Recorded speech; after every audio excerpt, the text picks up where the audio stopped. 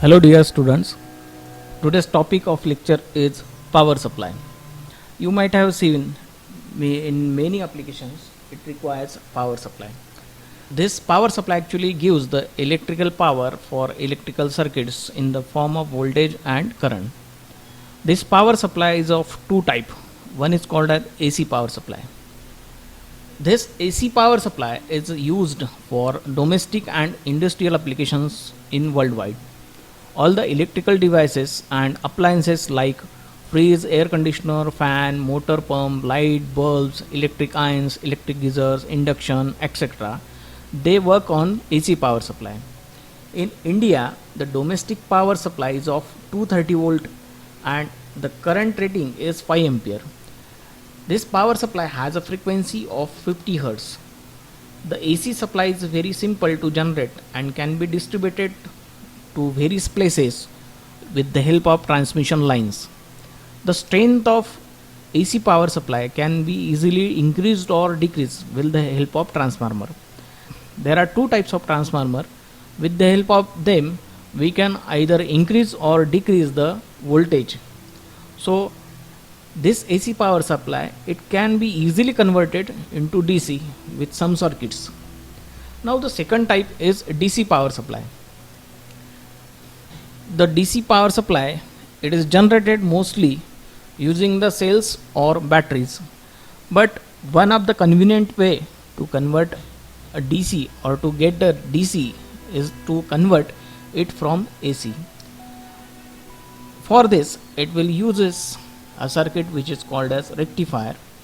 This rectifier is a device that takes AC line voltage as the input and gives steady DC at the output voltage.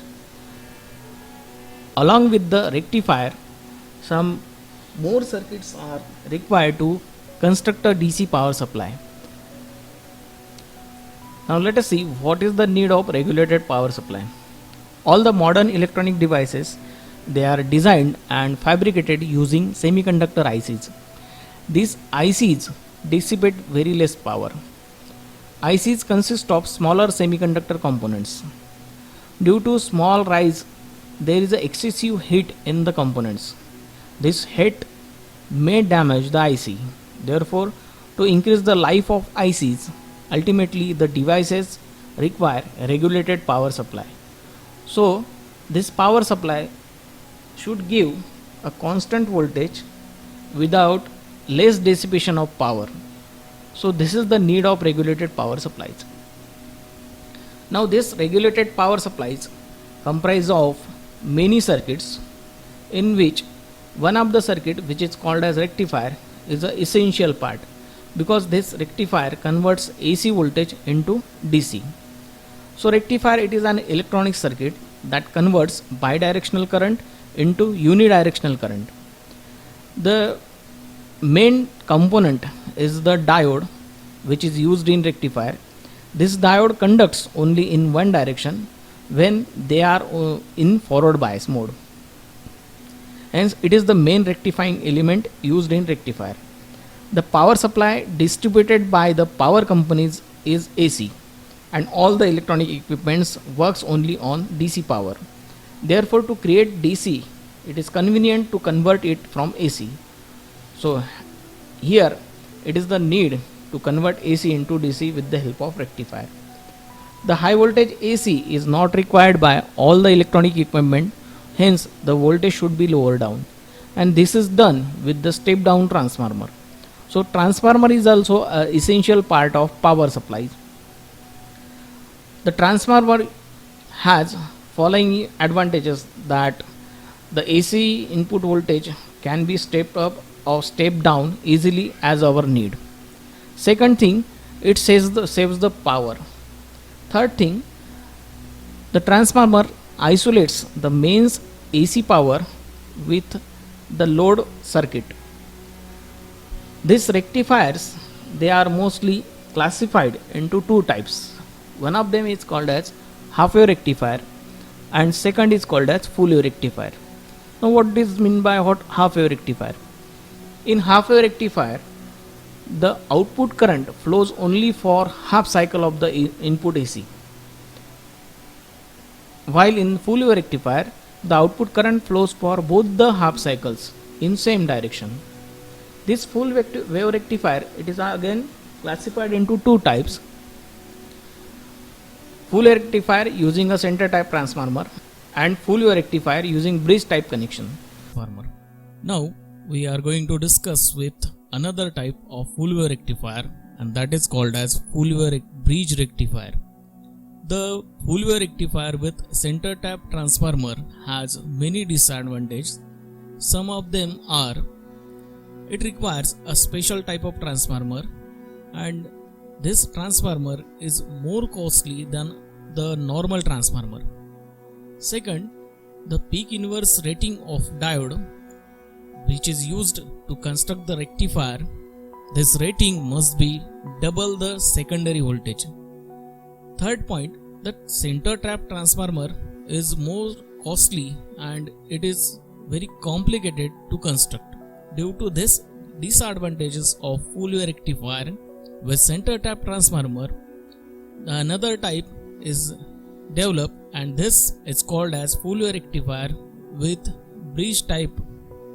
Here in the diagram you can see it uses a normal transformer with one primary and one secondary. This type of rectifiers uses 4 diodes, and these diodes are connected in the form of bridge as shown in the diagram. You might have studied Weston bridge, meter bridge in the syllabus of physics.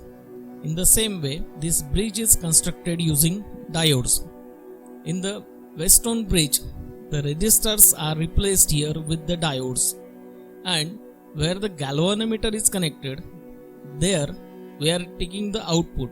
So in diagram, load resistance is connected where the galvanometer is connected in Weston bridge.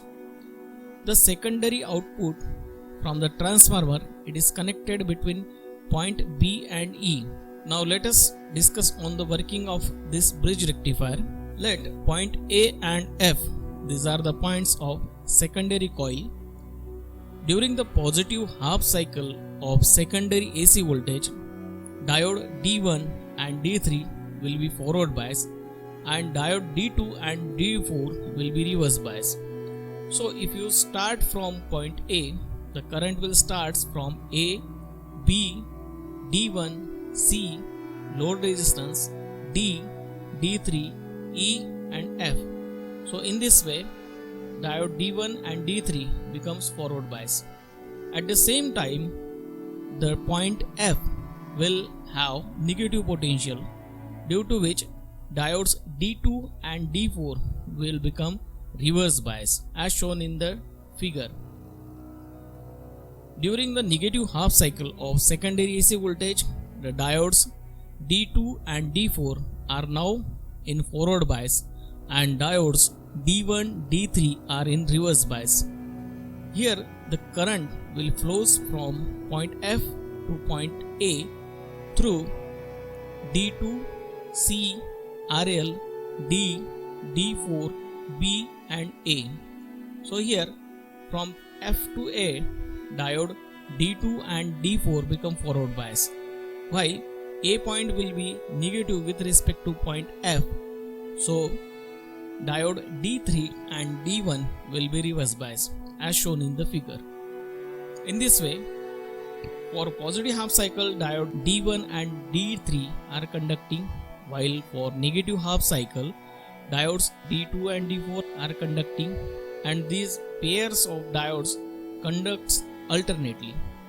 The direction of current through the load resistance will be same for both the half cycles. Therefore, the voltage developed across load resistance has a fixed polarity. Thus, the AC voltage is converted into DC.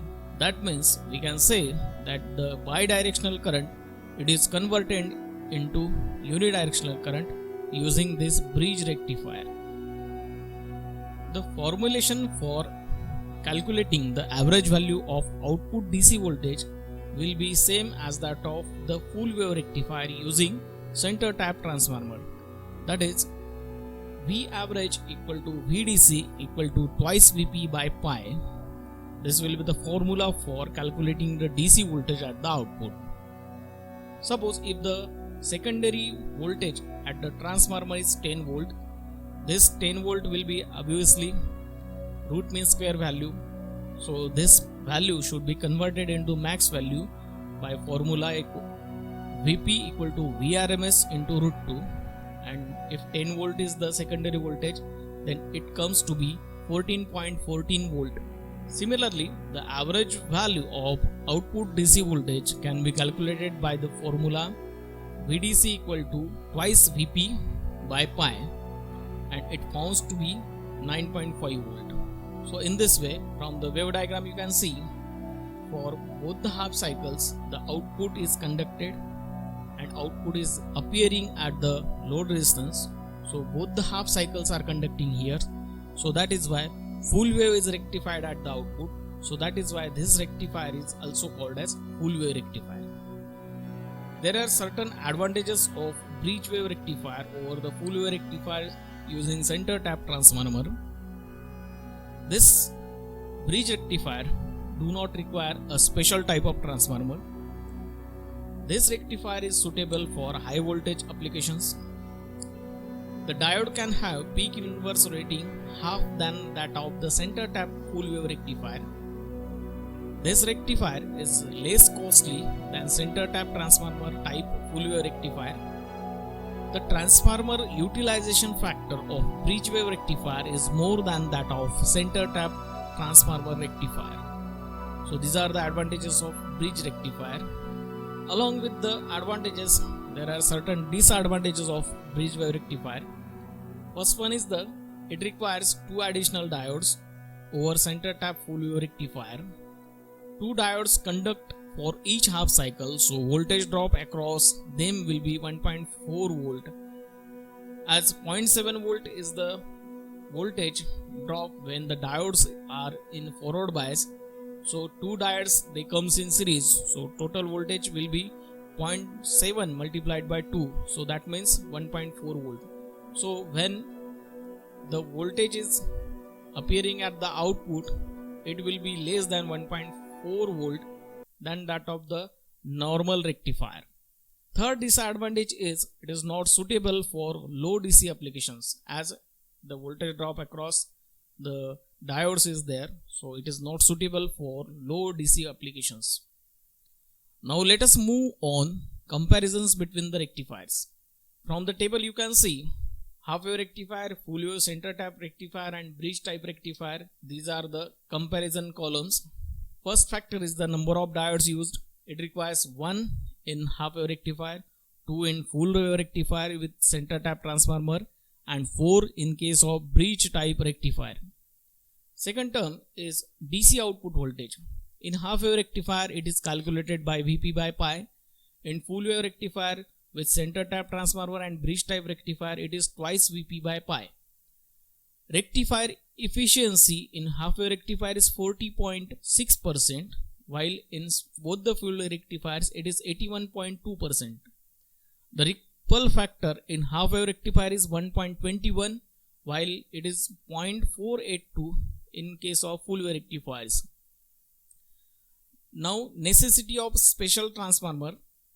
Half wave rectifier it doesn't require, center tap transformer it require, and bridge type it doesn't require. Peak inverse voltage rating for half wave rectifier will be as that of max value. In both the full wave rectifier, peak inverse voltage rating should be twice the max value. The ripple frequency in half wave rectifier is same as that of the primary AC voltage, that is 50 Hz, whereas in full wave rectifiers it is twice that of the input frequency.